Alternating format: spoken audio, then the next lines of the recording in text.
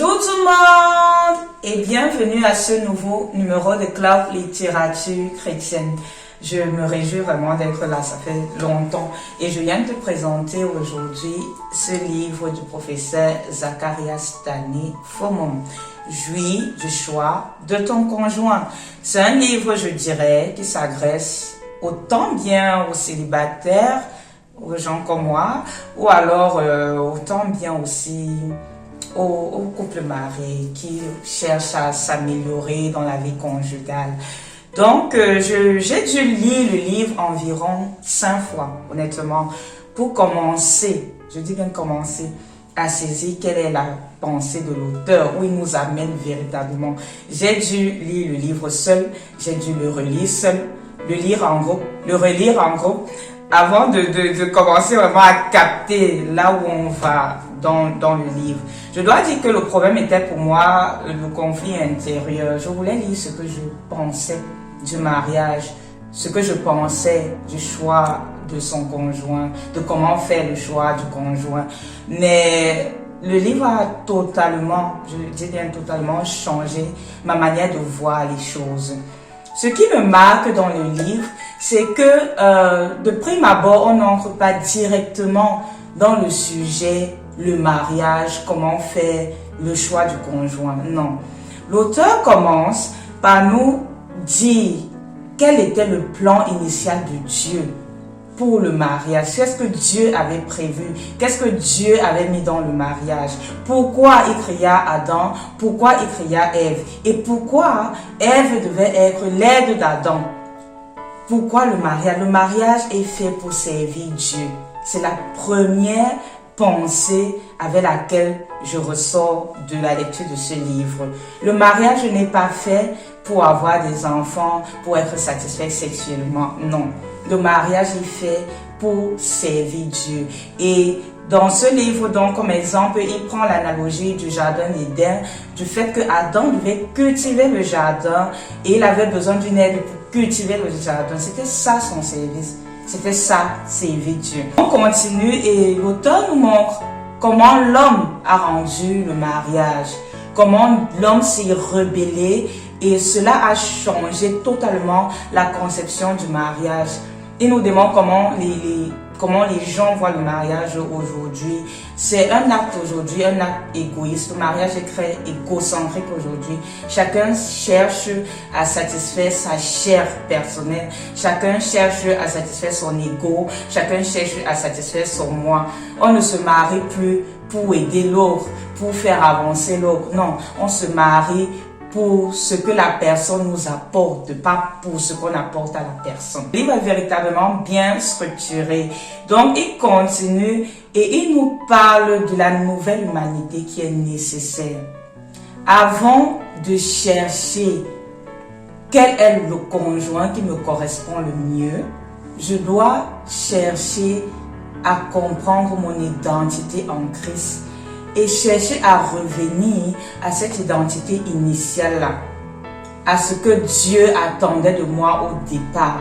Et pour cela, il faut que je me débarrasse de plein de choses. Je dois me débarrasser du péché, je dois me débarrasser des idoles de ma vie. Et il y a un chapitre où il cite carrément toutes les idoles possibles et où l'auteur nous demande de faire la prière pour se débarrasser de chacune de ces idoles avant même de commencer à penser au choix du conjoint. Quand on finit de se débarrasser de tous ces péchés, de toutes ces idoles, du moi, de tout ce qui ne nous met pas en union avec Dieu, au moment où on se réconcilie avec Dieu, où on revient à lui et on lui dit « Je reviens à toi Seigneur, je sais que tu es l'auteur du mariage, maintenant permets-moi, aide-moi à faire le choix qui me correspond le mieux. » Et là, nous entrons dans la 4e partie du livre qui est le choix de ton conjoint parfait. Ce qui m'a marqué, c'est de savoir que Dieu a prévu pour chacun de ses enfants un conjoint parfait. Tu n'as pas besoin de prendre ou de choisir quelqu'un qui ne te sied pas. Tu n'as pas besoin de choisir quelqu'un qui n'est pas fait pour toi. Tu n'as pas besoin de choisir la volonté permissive alors que Dieu a pour toi une volonté parfaite. Tu as besoin de t'attendre à Dieu, d'attendre le temps qu'il faut, de te laisser manier, de te laisser transformer, de travailler à toi et d'attendre que Dieu amène ce conjoint qu'il a prévu pour toi. Et vraiment, moi, je dois dire que le chapitre qui révolutionne ma vie, mais vraiment, après 5 lectures de ce livre, c'est le connaître-toi toi-même. C'est un chapitre que j'ai lu et relu et je n'ai pas saisi au départ. Mais quand j'ai commencé le travail avec Dieu, je suis venue à ses pieds et j'ai dit, Seigneur, montre-moi qui je suis. Pas ce que je pense que je suis, mais ce que tu penses que je suis, démontre-le-moi maintenant. Et Dieu m'a montré qui je suis. Et mes critères, mes standards ont baissé littéralement. Pas que tu ne dois pas avoir de hauts standards. Tu dois avoir de hauts standards parce que tu es une fille de l'Éternel. Tu es un fils de l'Éternel. Tu dois vouloir ce qui est bien, ce qui est meilleur. Mais le connaître à toi-même t'amène à te demander, ce que je veux là, est-ce que je le suis moi-même? Et la personne que je veux, est-ce qu'elle voudrait être avec une personne comme moi? Moi, j'étais par exemple une personne qui voulait un homme qui prie beaucoup, qui voulait un homme qui lit beaucoup parce que je suis, voilà, moi, mon passe-temps favori, c'est lire. Lire ma Bible, lire les livres chrétiens ou pas. Je lis beaucoup en fait. Et je me disais, non, il ne me faut pas un homme avec qui je n'aurais pas de sujet de conversation. Je m'étais dit que en étant ensemble, si on lit tous les deux, si on est vraiment poussé à la lecture, on aura de grandes conversations par rapport à ce qu'on lit. Mais Dieu m'a amené à comprendre, si je veux un homme qui prie beaucoup, est-ce que je prie moi-même? Est-ce que je suis une femme de prière? Et l'homme qui prie beaucoup, là, est-ce qu'il veut une femme comme moi qui prie moins? Ou si je veux un homme grand de taille, est-ce que l'homme grand de taille veut une femme de petite taille comme moi? Je ne suis pas petite, j'ai une taille moyenne, mais est-ce qu'il ne veut pas aussi une femme grande de taille? Ça m'a amené à revoir mes critères, à revoir mes standards. Si je veux un homme généreux, un homme de bon caractère, un homme qui tire la chaise pour que je m'assieds, qui ouvre la porte pour que je m'assieds dans la voiture, est-ce que j'ai autant de classe dans ma manière de parler, dans ma manière de me comporter? Est-ce que j'ai autant d'élégance, pardon, pour pouvoir vouloir cet homme-là?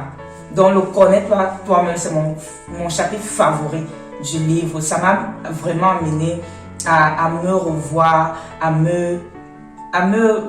retravailler plein de choses sur moi, à retravailler plein de choses dans mon caractère. Ensuite, l'auteur parle des différentes compatibilités, la compatibilité spirituelle, la compatibilité physique et sexuelle, dans les habitudes, la compatibilité intellectuelle. Et ça m'amène aussi à voir que on ne cherche pas juste un conjoint comme ça, on ne cherche pas l'homme qui te plaît physiquement et terminer. Non, tu dois vraiment voir si vous passez ensemble, si vous vous complétez, si vous êtes sur la même longueur d'onde pour pouvoir plus tard avoir un mariage réussi. Donc, c'est ce que je peux dire de ce livre. Il est tellement riche. Il a les petits, mais il est riche à l'intérieur. Et je pense que même une heure ne peut pas pouvoir détailler tout ce qui est inscrit dans ce livre. Donc, j'ai survolé comme ça les parties qui m'ont le plus marqué, moi, qui m'ont le plus impacté. Et je t'encourage vivement à t'en procurer. Si tu as des difficultés à te procurer du livre, n'hésite pas en commentaire à écrire à l'adresse qui sera affichée là. Et on se fera un plaisir de te poster le livre, de t'envoyer, de t'expédier le livre. Donc voilà, sois béni et protège-toi en cette période de confinement. N'oublie pas les mesures barrières.